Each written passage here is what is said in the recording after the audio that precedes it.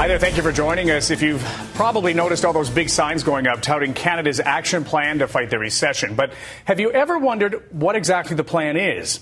Well, a global national investigation reveals that's not something you can easily find, but taxpayers in other countries can, right down to the last dollar and cent. Parliamentary Bureau Chief Jacques Bourbeau reports on your billions being spent and whether you're being kept in the dark. Jacques? Well, Kevin, the federal government does provide basic information about how it's spending stimulus cash. The question is it enough? Across the country, your tax dollars are repairing bridges, fixing roads, installing sewers, building community centers. The amount of funding for 2009-10 has now reached 90%.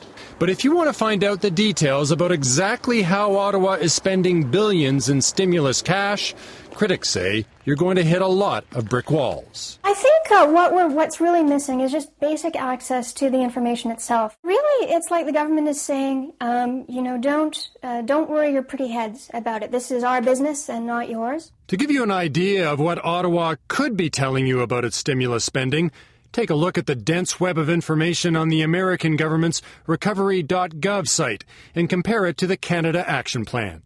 The U.S. site tells you who was given the contract, the exact amount of money being spent.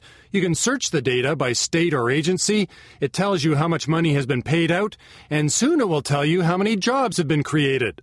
So what does the Canadian website tell you? It only gives you a range of how much money is being spent on each project, although if you go to another website, you can get a more precise dollar figure. I do understand in the United States that they've spent between $10 and $100 million on the website of the office to support it. We'd rather spend the money on actual construction. But you spent $30 million on an ad campaign. Wouldn't that have been better too? I think we're trying to encourage people to take advantage of the various tax benefits that are out there. He gave his own MPs an average of 3 times as much money as those in opposition ridings. What do you got here?